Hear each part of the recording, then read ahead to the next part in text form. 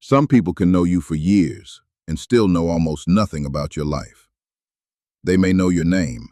They may know your face.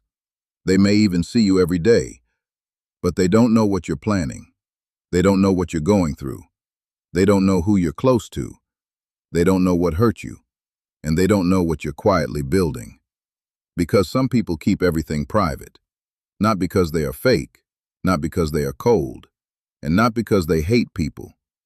They just don't like turning their life into public information.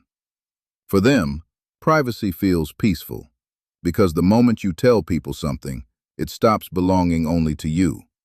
Suddenly, people can comment on it, question it, judge it, compare it, give advice you didn't ask for, or bring it up later when you wish they had forgotten. That is why private people often stay quiet until things feel real. They may have a plan, but they don't announce it. They may have good news, but they don't rush to post it. They may be struggling, but they don't tell everyone. They may be excited about something, but they keep it close until they are sure. To some people, this looks secretive, but to them, it feels protective. Because not every thought needs an audience, not every emotion needs a reaction, and not every part of your life needs to be explained. Private people often learn that attention can change the way something feels. A dream can feel lighter when nobody is watching it. A relationship can feel safer when people are not discussing it. A problem can feel easier to handle when you are not explaining it to everyone. And a win can feel more genuine when you are not performing it for approval. They are not always hiding something. Sometimes they are protecting the energy around it. Because the more people know, the more opinions enter the room.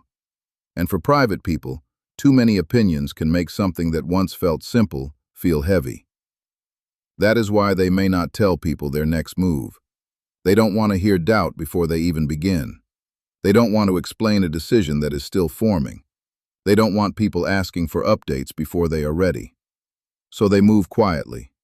They work quietly. They heal quietly. They change quietly. And then one day, people notice the result and say, "Why didn't you tell anyone?" But that is the point. They didn't need everyone to know while it was happening. They needed space. They needed silence. They needed room to become sure. Private people also tend to be careful with trust.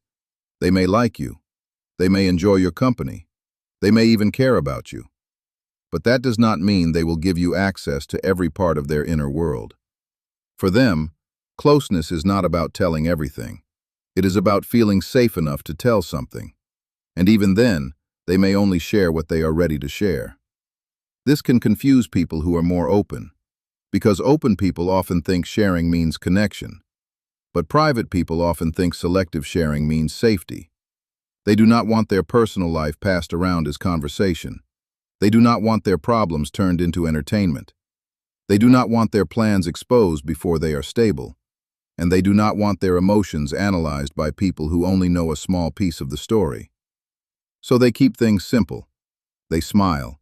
They listen. They show up. But they do not reveal everything.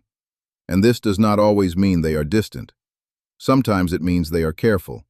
Sometimes it means they have learned that peace is easier to protect when fewer people have access to it.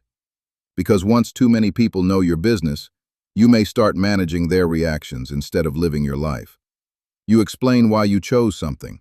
You defend why you feel something. You update people before you even understand it yourself.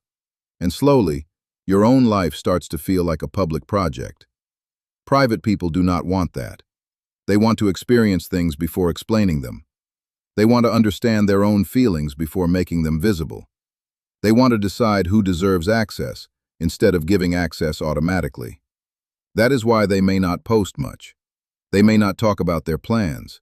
They may not announce every win. They may not explain every bad day.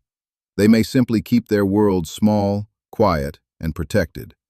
And for them, that is not loneliness. It is control. It is peace. It is emotional privacy. So when someone keeps everything private, it does not always mean they are hiding. It may mean they are selective. It may mean they are protecting something important. It may mean they have learned that not everyone needs a front row seat to their life. Some people share to feel connected. Some people stay quiet to feel safe. And private people usually know one thing very well. The less everyone knows, the less they can disturb.